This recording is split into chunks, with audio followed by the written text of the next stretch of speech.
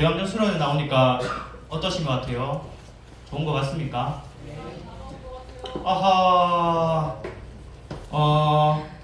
저도 다음 주에 개강을 합니다. 천안에 올라가서 신대원 공부를 해야 돼요. 저도 1년 남았습니다. 1년. 오늘 설교를 무엇으로 할까 고민을 참 많이 했습니다. 설교를 하기 전에 항상 어떤 본문을 할지 또 어떤 설교를 할지 고민을 많이 하는 것 같아요. 개강을 앞두면서 여러분들의 마음가짐은 어떻습니까? 개강이 다가온 것 같다고 하는데 개강하는 게 또 학기 시작이네 이런 생각이 듭니까? 아니면 새 학기를 기대하는 마음을 품고 있습니까? 솔직히 저도 학생이었잖아요. 죄송합니다. 큰 기대를 가지지는 않았던 것 같아요. 여러분들은 기대를 가지시기 바랍니다. 저 같은 이렇게 안 하고. 오늘 설교 제목이 되게 도전적이면서도 자극적입니다. 제가 훈이랑 재훈이한테도 설교 본문이랑 제목 보내면서 제목이 정말 자극적이야 했습니다. 설교 제목 또 고민을 되게 많이 했거든요. 우리 설교 제목 한번 읽어보겠습니다. 시작. 2026년 대구 TFC 부흥하게 하옵소서. 제가 선택 특강을 하면서 제목 짓기 달인이 되었습니다. 작년 여름에 선택 특강 뭔지 혹시 기억나세요? 그건 겨울이었어요. 윌류 메리미였거든요.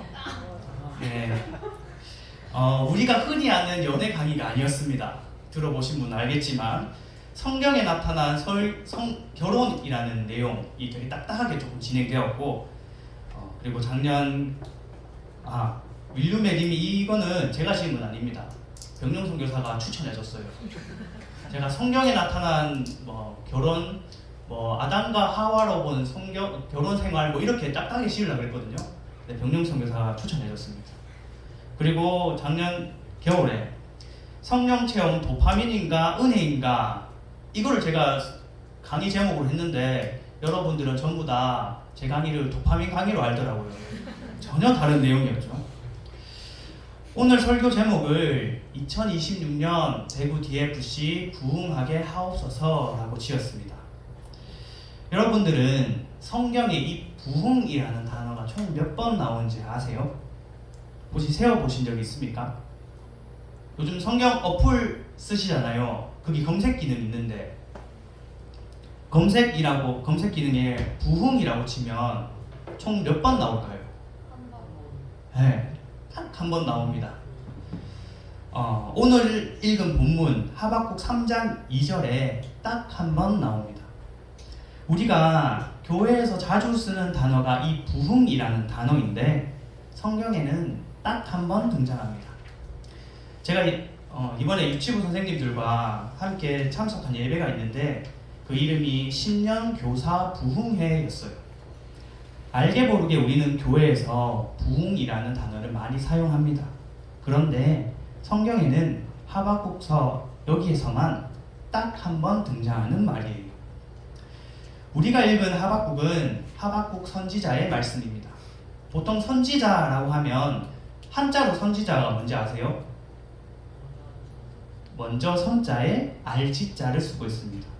그래서 우리는 미래의 일을 예측하고 미래에 일어날 일을 전하는 사람을 선지자라고 생각합니다.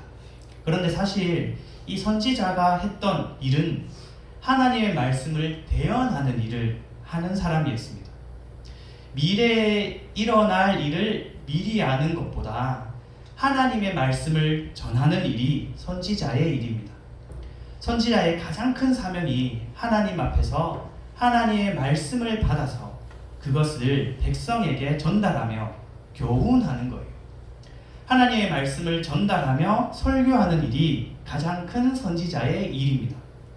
그런데 짧은 1, 2, 3장 하박국서를 읽어보면 하박국이 선지자라고는 불리지만 하나님의 말씀을 받아 대언하거나 백성들에게 설교한 일이 없습니다. 오히려 이 하박국 선지자는 하나님을 향해 불평한 사람입니다. 하박국 1장 2절에 하나님께 질문합니다. 어떻게 보면 질문보다 불평과 불만에 더 가까워요. 우리 다 같이 하박국 1장 2절 말씀을 한번 읽어보겠습니다. 하박국 1장 2절 말씀 시작. 여호와여, 내가 부르짖어도 주께서 듣지 아니하시니 어느 때까지이리까? 내가 강포로 말미암아 외쳐도 주께서 구원하지 아니하시나이다. 유다가 불의가 있었습니다. 하나님은 공의로우신 분이라고 하는데 어떻게 이렇게 불의가 가득합니까? 왜 하나님은 침묵하십니까? 하면서 하나님께 묻습니다. 어느 때까지이니까? 어찌하여 하나님은 잠잠하시니까? 합니다. 하나님은 이 하박국의 질문에, 이 불평불만에 내가 바벨론을 일으켜서 유다를 심판하시겠다 말씀하세요.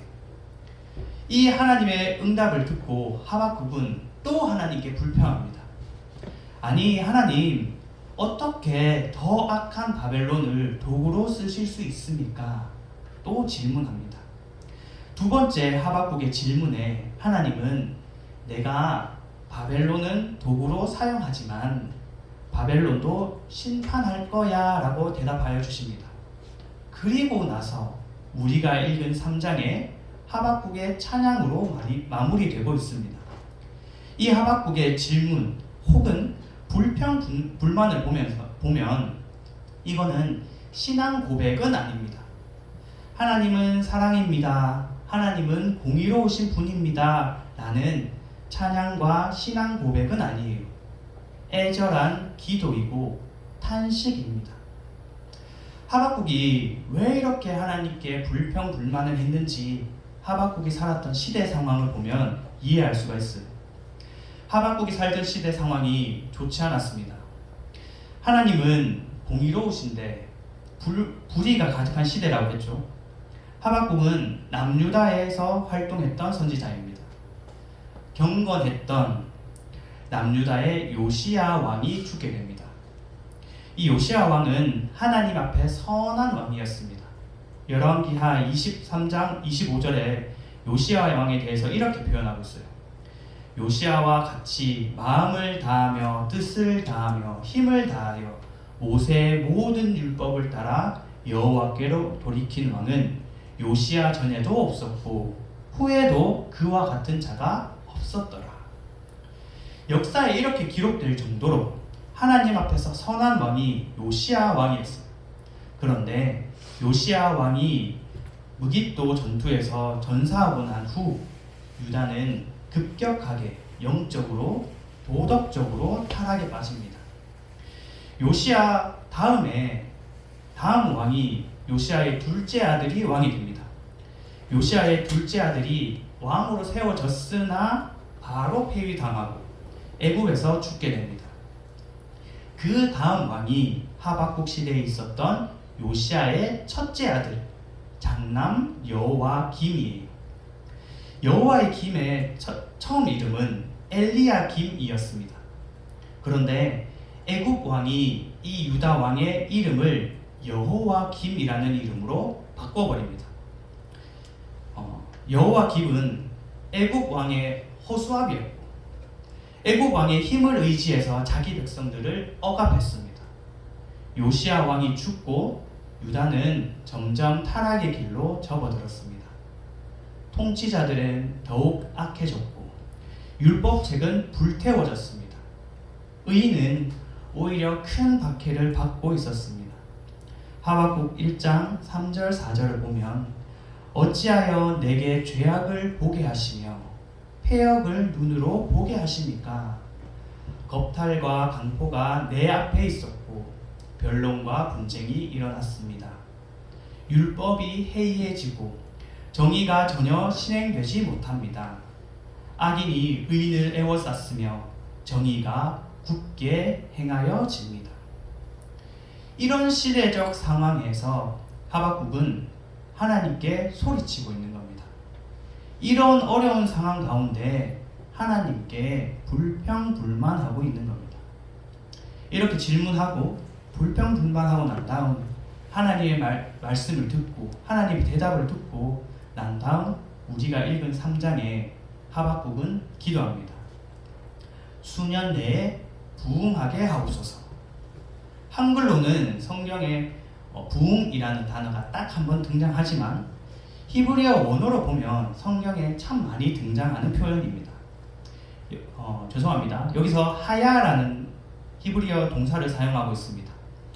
이 말은 우리가 아는 흔히 생각하는 잘 나가는 부흥은 아닙니다. 성장의 개념에서 부흥이 아니라 더 정확하게 표현하자면 그것을 살려내소서라는 의미를 가지고 있습니다. 죽어가던 상태에서 생명력을 회복시켜 주세요. 이 생명을 보존해 주세요라는 의미를 담고 있습니다. 이 살려내소서라는 이 하야라는 말은 창세기에서도 등장하고 있습니다. 우리 다 같이 창세기 2장 7절 말씀을 한 목소리로 읽어보겠습니다. 창세기 2장 7절 말씀입니다. 찾으셨나요? 창세기 2장 7절 시작. 여호와 하나님이 땅의 흙으로 사람을 지으시고 생기를 그 코에 불어넣으시니 사람이 생명이 되니라. 이때 아담이 생명이 되었다라고 할 때도 네페시 하야라고 해서 이 단어가 명사로 쓰여지고 있습니다. 이 말씀을 보면 이제 부흥이 무슨 뜻인지 알겠죠? 하나님이 살려주시는 것, 죽어있는 것에 생명력을 주시는 것이 바로 부흥입니다. 우리 말씀 한 곳만 더 찾아보겠습니다. 에스겔 37장 5절 말씀입니다. 에스겔 37장 5절 말씀, 이것도 한 목소리 읽어보겠습니다. 시작. 주 여호와에게서 이 뼈들에게 이같이 말씀하시기를 내가 생기를 너희에게 들어가게 하리니 너희가 살아나리라. 아멘. 에스겔에는 정말 많은 부분에서 이 말을 사용합니다. 읽었던 37장 6절에 너희가 살아나리라, 또 9절에 살아나게 하라, 10절에 곧 살아나서, 14절에 너희가 살아나게 하고, 47장에도 모든 생명이 살고 모든 것이 살 것이며, 여기서 살아난다라는 이 말이 바로 부흥입니다. 저는 2026년 우리 대구 DFC가 살아날 줄 믿습니다. 우리 대구 DFC에 하나님의 생명력이 불어넣어져서 부흥이 될 줄 믿습니다. 여러분도 믿으십니까? PPT 한 장 한번 넘겨주시겠어요? 이 책 제목도 되게 좀 자극적인데 죽은 교회를 부검하다라는 책이 있습니다. 또 옆에 보면 살아나는 교회를 해부하다라는 책도 있습니다. 이 두 책은 교회를 분석하는 기관에서 미국 교회의 특징을 찾아 정리해 놓은 책입니다. 망한 교회를 찾아가서 교회 담임 목사님과 이야기를 하면서 왜 이 교회가 망하게 되었는지, 또 성장하고 있는 교회를 찾아가서 왜 이 교회가 성장하고 있는지 인터뷰를 통해 정리해 놓은 책입니다. 근데 이거는 미국 교회에 대한 이야기에 대한 책이거든요. 이 책을 보고 우리나라에서도 비슷한 책을 출간했습니다. 한번 넘겨주세요. 부흥하는 교회, 쇠퇴하는 교회라는 책입니다. 여러분 아실지 모르겠는데 목회 데이터 연구소라고 하는 우리나라 교회를 대상으로 또 교인을 대상으로 설문조사를 하는 조사 기관이 있거든요. 이 기관에서 두 그룹으로 나눴습니다. 한 그룹은 5년 동안 실제로 교인 수가 줄어들었고 또 줄어들 것이다 라고 생각하는 한 그룹과, 또 한 그룹은 실제로 교인 수가 늘어났고 또 더 늘어날 것이다 라고 생각하는 교인들을 대상으로 조사한 내용입니다. 그래서 이 두 그룹을 비교해서 부흥하는 교회는 어떤 특징을 가지고 있는지, 쇠퇴하는 교회는 어떤 특징이 있는지 비교 분석한 책입니다. 이 책에 대한 내용을 전부 다루면서 우리 DFC는 어떤지, 어떤 생각을 가지고 있어야 되는지 나누면 좋겠지만 시간 관계상 그러지 못하고 중요한 몇 포인트만 짚어보도록 하겠습니다. 이게 1부부터 5부까지 있거든요. 1부부터 4부까지는 성장하는 교회는 이런 특징이 있습니다 라는 내용이고, 마지막 5부는 쇠퇴하는 교회는 이런 특징이 있습니다 라는 책입니다. 제가 나름 이거 칠한다고 치면 더 안 보이죠? 책임져. 15번이 책임 전가입니다. 쇠퇴하는 교회의 한 가지 특징은 교인 수가 줄어드는 이유는 내 탓, 교회 탓이 아니라 환경 탓이다라고 책임을 전가하고 있는 것입니다. 다시 여러분들께 질문해 보겠습니다. 우리 대구 DFC가 부흥할 것을 믿습니까? 네. 다른 선교단체도 아니고 큰 단체도 아니고 네임밸류 없는 우리 DFC가 서울도 아니고 인구가 점점 줄어들고 있는 대구에 부흥이 일어날 것을 믿습니까?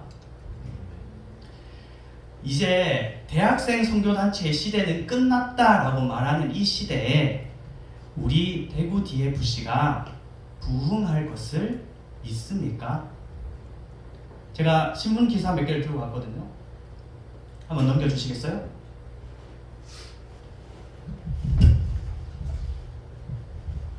이것도 보이나요? 제가 너무 많았지만 4개만 들고 왔습니다. 2000년 이후 폐교대학 22곳, 2040년 지방대 절반 문 닫을 것, 기독교 허감도 조사 결과 부정적, 응답자 중 62%는 비호감으로 인식, 초등학교 170곳도 입학식도 없다고 합니다. 확산된 대학 무더기 정원 미달 위기, 도미도 폐교 현실화되나? 올해 밑에 보이나요? 올해도 학령 인구 감소에 따른 지방대학 정원 미달 우려. 이런 현실을 보면서 여러분들은 어떤 생각이 드십니까? 아까는 부흥을 할 수 있다고 아멘이라고 대답하셨는데 이거 보니까 좀 현실 보니까 아닌 것 같아요 라는 생각이 들지는 않나요? 아까 앞에 한 번만 넘겨주시겠어요? 말고 앞으로. 오, 감사합니다. 쇠퇴하는 교회의 또 다른 특징 한 개는 비전의 부재입니다. 교회가, 공동체가 아무 비전 없이 그냥 살아간다면 쇠퇴하는 길로 접어드는 길입니다. 다들 어렵다, 힘들다 하는 상황 가운데서 우리가 변하면, 우리가 노력한다면 우리는 부흥할 수 있습니다. 못하는 이유, 힘든 이유는 제가 신문 기사 4개만 들고 왔지만 몇백 개, 몇천 개도 더 찾을 수 있습니다. 비록 상황은 힘들지만, 어렵지만 우리 대구 DFC가 달라지고 분명한 비전을 가지고 나아간다면 우리에게는 희망이 있습니다. 여러분, 우리 대구 DFC가 가지고 있는 우리 DFC가 가지고 있는 비전은 무엇입니까? 하나님 안에서 제자가 되는 것, 그리고 또 다른 제자를 길러내는 것, 캠퍼스 복음화를 일으키는 것이 우리의 분명한 비전입니다. 비록 우리가 처해 있는 이 상황은 안 된다, 힘들다, 어렵다 하는 환경이지만 우리는 할 수 있습니다. 공의가 무너지고 불의가 가득한 상황에 하나님께 부흥하게 하소서 기도했던 하박국처럼 우리도 하나님께 기도하길 바랍니다. 우리 대구 DFC에도 부흥이 일어날 줄 믿습니다. 환경이 어렵다 해도 부흥은 일어납니다. 우리가 할 수 있다고 믿고 그렇게 말하고 행동하며 나아갈 때 우리에게 부흥이 일어날 줄 믿습니다. 앞서 제가 이번에 유치부 선생님들과 신령교사 부흥회 다녀왔다고 했잖아요. 그때 설교하신 목사님께서 대구에서 사역하고 있는 한창수 목사님이었습니다. 이 목사님은 제가 경대 학생이 있을 때 개강 집회에도 오셔서 말씀을 전해주셨던 목사님이에요. 엠마오라는 교회에서 사역하고 계시는 분인데 그분이 2007년도에 개척을 하셨다고 합니다. 그러면서 이 대구 땅을 위해서 꾸준히 기도하셨대요. 여러분들은 알지 모르지만 대구 땅에서 사역하기 참 어렵다라고 이야기가 많이 나오거든요. 한장수 목사님이 개척을 하시면서 대구 땅을 한 바퀴 걸었다고 합니다. 하루에 30km에서 40km, 3일 동안 걸으면 이 대구 전체를 한 바퀴 돌 수 있다고 해요. 내가 밟고 있는 이 땅을 나에게 달라고 기도하는 마음으로 걷는다고 합니다. 1년에 2번, 여름에 한 번, 겨울에 한 번, 대구 땅을 밟으며 걷습니다. 요즘은 장로님들과 함께 매년 걸어 다니신대요. 2007년도에 개척하셨으니까 벌써 한 18년, 19년 되셨습니다. 그 목사님은 대구 땅만 30바퀴 이상을 돌았습니다. 목사님은 믿음이 있었습니다. 하나님께서 이 땅을 엠마오 교회에 주실 것이라는 믿음이 있었던 거예요. 우리도 믿음이 있습니까? 우리가 사역하고 있는 캠퍼스를, 우리가 있는 이 사역지를 우리 DFC 공동체에 주실 것이라는 믿음이 있습니까? 이 캠퍼스를, 내가 사역하고 있는 그 캠퍼스를 우리에게 주실 것을 믿으시길 바랍니다. 이거는 제가 성대모사를 하진 않을게요. 알아요? 개그맨 이재율이 하는 거 믿음만 있으면 됩니다 있거든요. 죄송합니다. 제가 하진 않을게요. 이번에 계절학기 했었죠. 잘 했습니까? 예. 기억나세요? 두 번째 했던 거 기억나세요 혹시? 기억 안 나요? 기억나는데 대답 안 하는 거죠. 두 번째 시간 불안, 걱정을 다스리는 법에 대해서 좀 배우고 나눴습니다. 그 중에 다스리는 법, 불안을 다스리는 법 첫 번째가 불안이 다가올 때 불안에 대해서 크게 여기지 않는 마음이라고 했습니다. 걱정이 올 때 걱정이 덮쳐온다라고 너무 두려워하지 않아야 된다라고 말했어요. 더 정확하게는 표현하는 방식을 다르게 하라고 했습니다. 걱정이 올 때 덮쳐온다라고 말하는 게 아니라 불안이라는 이놈이 감처럼 오고 있네? 요놈 봐라? 이렇게 표현하더라고요. 이것처럼 우리가 어떻게 말하는지, 어떻게 생각하는지 정말 중요합니다. 우리가 말하는 대로 행동하게 되어 있습니다. 우리가 할 수 있다고 말하는 게 정말 중요합니다. 우리가 자꾸 안 된다라고 하면 정말 안 되는 것이고, 우리가 된다, 할 수 있다고 하면 정말 되고 할 수 있습니다. 아까 저 허락 받았습니다. 지원성 회장님께. 다른 종교 이야기를 잠깐 할 거예요. 다음 PPT 한번 넘겨주세요. 이 영상 들리나요 혹시? 그 안에 나오는 관세음보살이라는 용어가 있어요. 그 관세음보살은 소리를 듣고 소원을 이루어준다는 보살의 개념이에요. 정말 저는 학생들한테 강조하는 게, 내가 평소에 어떤 말을 내뱉고 어떤 소리를 내느냐가 세상에 정말 중요한 메시지라고 얘기해요. 우리 학생들이 항상 하는 말이 있어요.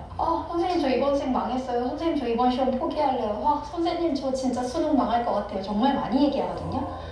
그런데 관세음보살의 세계관에 따르면 이번 시험 망했어요, 이번 생은 망했어요 라는 말을 내 입 밖으로 내뱉는 순간 램프의 요정 지니처럼 네, 본부 받들겠습니다는 존재가 세상에는 존재할 수 있다는 거죠. 평소에 우리가 항상 입 밖으로 내 생각이 나가는 거잖아요.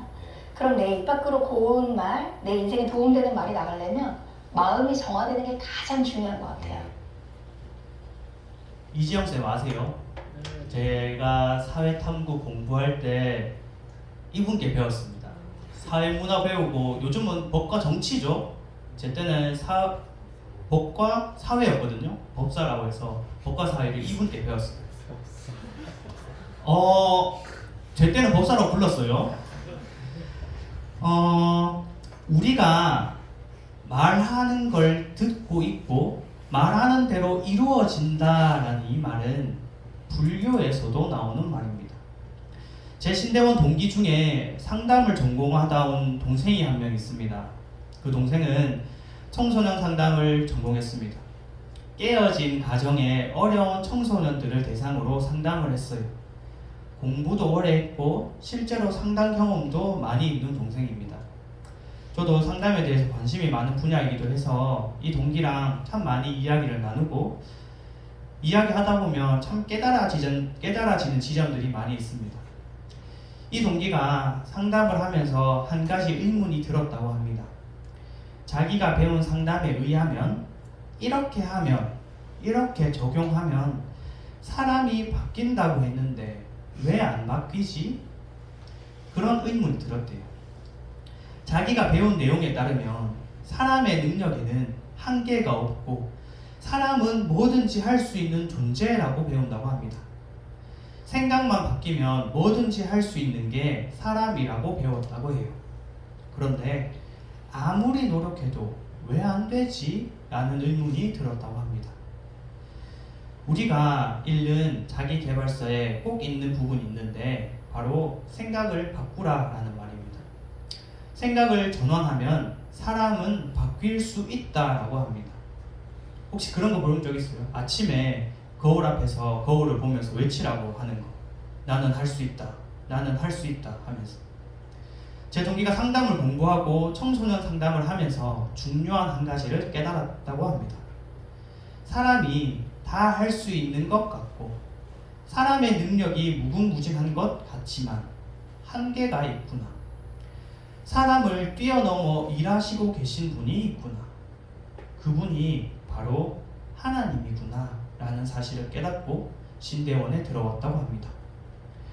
여러분, 아까 영상도 봤지만 세상이 말하는 할 수 있다와 제가 이야기하는 또 성경에서 말하고 있는 할 수 있다는 같은 말처럼 보이지만 비슷한 말처럼 보이지만 다릅니다. 정말 자세하게 들여다보며 전혀 다른 말인 것을 알 수가 있습니다. 세상은 사람은 다 할 수 있는 존재라고 하지만 성경은 사람은 한계가 있다. 너희는 다 할 수 있는 존재가 아니야. 하지만 나 여호와 하나님은 다 할 수 있어 라고 말하고 있습니다. 하나님이 하시면 진흙 덩어리가 생명이 됩니다. 하나님이 하시면 아무 생명력 없는 뼈 조각이 군대를 이룹니다. 우리가 찬양으로도 잘 아는 말씀인데요. 다시 하박국 말씀으로 좀 돌아와서 하박국 3장 17절에서 18절 말씀, 이 두 절을 함께 한번 읽어보도록 하겠습니다. 하박국 3장 17절 18절 말씀입니다. 시작. 비록 무화과 나무가 무성하지 못하며 포도나무에 열매가 없으며 감람나무에 소출이 없으며 밭에 먹을 것이 없으며 우리의 양이 없으며 외양간에 소가 없을지라도 나는 여호와로 말미암아 즐거워하며 나의 구원의 하나님으로 말미암아 기뻐하리로다. 아멘. 하박국 선지자가 기뻐했던 이유는 이렇게 말하면 다 이루어질 거야 같은 그런 말이 아닙니다. 말하는 대로 이루어지니까 이렇게 말해야지 하면서 했던 말이 아닙니다.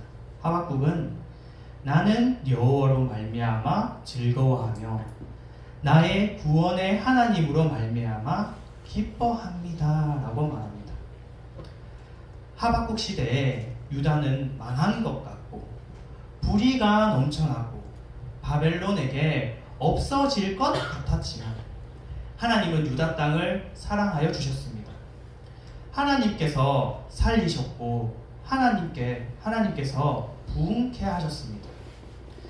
하나님께서 이 나라 유다 땅을 끝까지 지켜주시고 은혜를 더하여 주셨습니다.